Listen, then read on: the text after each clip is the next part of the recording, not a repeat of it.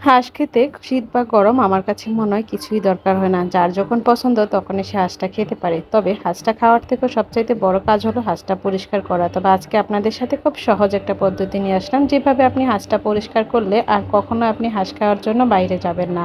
হাঁসটা যেহেতু বাইরে থেকেই পরিষ্কার করে নিয়ে আসে, তারপরও বাসায় আনার পরে যে টুকিটাকি লোমগুলো থাকে সেগুলোকে আগে একটু তুলে যদি একটু সামান্য হলুদ মেখে পুড়ে নেওয়া যায়, তাহলে কিন্তু হাঁসের গায়ে আর কোনো লোমই থাকে না। আর হাঁসের থেকে যে একটা এক্সট্রা গন্ধ আসে সেটাও চলে যায়। তারপরেই তো হাঁসটা পরিষ্কার করে নিয়ে এখন আমি রান্না করার জন্য চলে আসলাম। হাঁসের মাংসে আলু দিব না তা তো নয়। প্রথমে আমি আলুগুলোকে কেটে লবণ হলুদ দিয়ে একটু হালকা করে ভেজে নেব। ভেজে নিয়ে আলুটাকে তুলে তারপরে ওই তেলে আমি এক এক করে সব মশলাটাকে দিয়ে দিচ্ছি।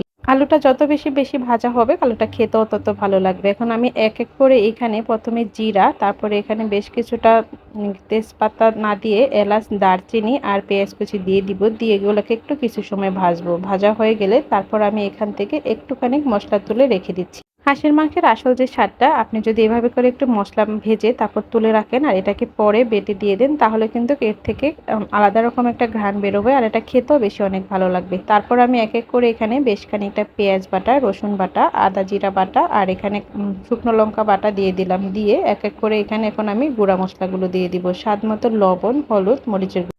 যেহেতু আগেই বেশ খানিকটা মরিচ বাটা দিয়েছিলাম, এই জন্য এখানে আর অত বেশি আমি মরিচ গুঁড়াটা দিব না। তারপরে একটু জল দিয়ে এটাকে ভালো মতো একটু ঢাকনা দিয়ে ঢেকে কষিয়ে নিব। মশলাটা যত বেশি কষানো হবে তত বেশি হাঁসের মাংসটাও খেতে ভালো লাগবে।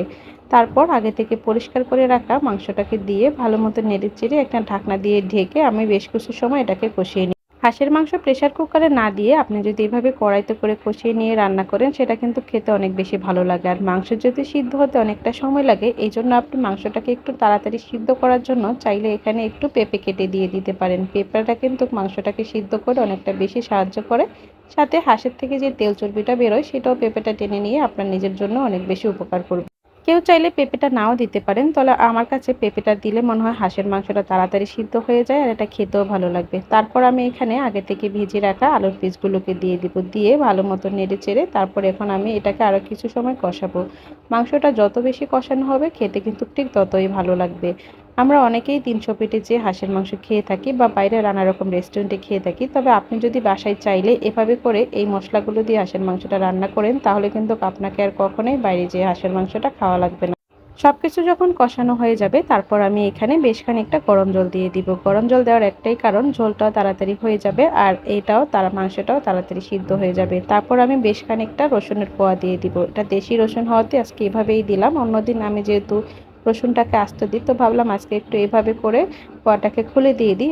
এতে কিন্তু খেতেও ভালো লাগে আর মাংসের সাথে আলাদা একটা ঘ্রাণ হয়।